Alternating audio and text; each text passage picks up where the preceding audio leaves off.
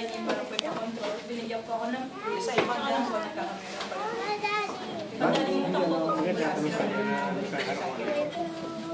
tapos form pills, meron po akong isang side effect. In the future, pwede po akong mag-steroids. Hindi na po pwede mag-cancer. Mang! At saka po meron po siyang kinasap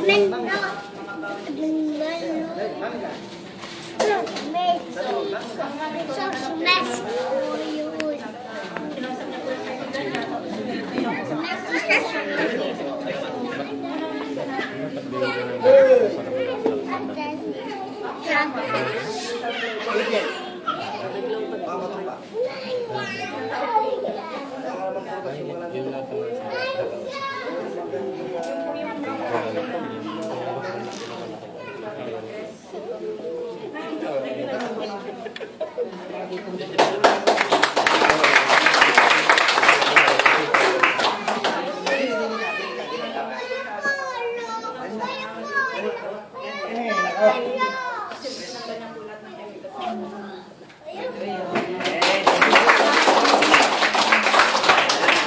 So, amazing po ba? Amazing! Kasi imagine po ninyo, isang beses, isang taon, kung minsan wala.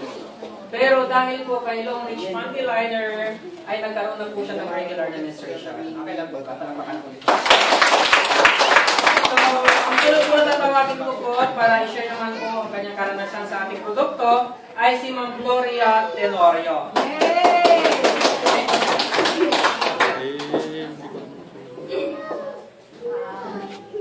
Good morning po sa inyo lahat. Good morning! Unang-una po, ang share ko po sa inyo, ako po, kahit po sinong mag-alok sa akin ng mga pagpaganda daw po, ako po hindi po ako naiinggan nyo po dahil natatakot po ako na gumamit dahil wala naman pong problema yung mukha ko, okay naman po.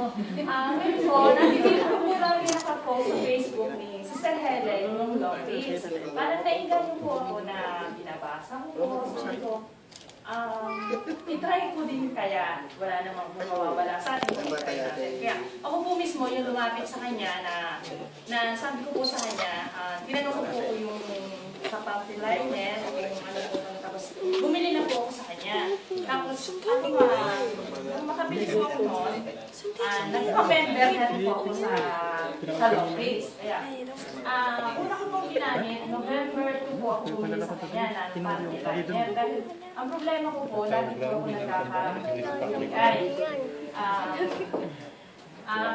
Malimit po yun at saka napakahirap po na may UTI dahil isang sumarang po iinit tapos kunti-kunti lang po tapos lagi po kang magbabanyo at isang pinakamahirap pag magbabiyahe po tayo na kukunin mo na iihi ka pero kunting-kunti lang po yung iihi.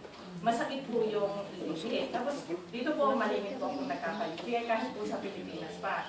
At hindi na po kinaya ng mga capsule kaya siguro po yung ginamit sa akin last. Hindi ko po matandaan kung anong year po yun. Pero, nang gumamit po ako ng Pampiliner, hindi ko po nauubos yung isang balot po ng isang pack. Gumaling na po yun. Amazing! Po, normal na po yung ihi ko at masarap pong iihi. Dahil magalang Nakilig. Ganyan pa eh. At isang Napilwag pa eh. at saka may amoy po siya. Ngayon po, wala na po. Ang isa pa po, yung gumamit din na yung pong paika na ito po, yung din pong Pampiliner na yun, yung din po ang nakapagpagaling din para po sa paa na ito pong hinalaki ko po, sumasakit, wala naman po siyang syndrome, dalawa pong paa ko. Saka ito pong daliri kong ito, talagang mahirap po siya pagtrabaho, lalo na po yung magbika tayo ng stratso. Saka yung pag may kukunin po mga gamit, masakit po siya. Pero nung gumamit nga po nung Pampiliner at saka yung paika, talagang ito po, napapalago po na dati hindi po, masakit po siya. Kaya yung pong, ang ginamit po ba rin po ay yung pong sabon, kahit wala naman nga po akong pekas, tinry ko din po. Pero talaga po napakaganda. Malambot po sa mukha at hindi po ako gumagamit na ngayon ng...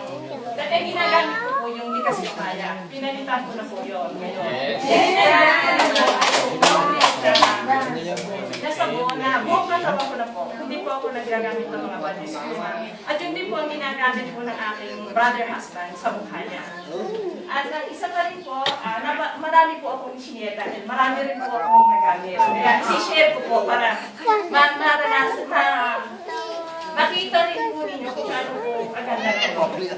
Ang isang po rin po ginamit ay yung toothpaste na hindi lang po sa ngipin siya maganda, kundi kahit po sa mukha. Ako po hindi ko po alam kung na-allergy po ako o kung may nakain po ako na dahil last po kinain yung ay takong. Tapos may lumakas po sa akin ng bula-bulan. Ang ginawa ko po, bago po ako matulog, nilalagyan ko po siya ng toothpaste. At kung mabisa ako, talagang matuyo po siya, wala po akong ginamit ng may ibang gamot. Sa ating pong mga babae, pag may nakita po tayo, pagkulat sa mukha natin, talagang nag-aalala po tayo. Ayaw po natin makikita. Pero sa hindi po pagkagamit ng toothpaste, ang dali po niya nawala. Ilang araw lang po. Na natuloy po siya.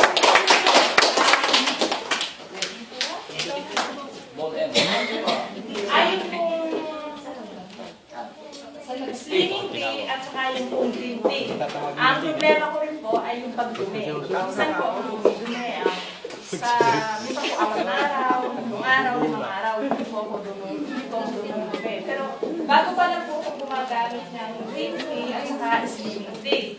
Ngayon po, natapos ko na pong gamitin yung aking green tea, kaya ang ginagamit ko naman po ngayon ay yung slimming tea na dumi-dumi na po ako araw-araw.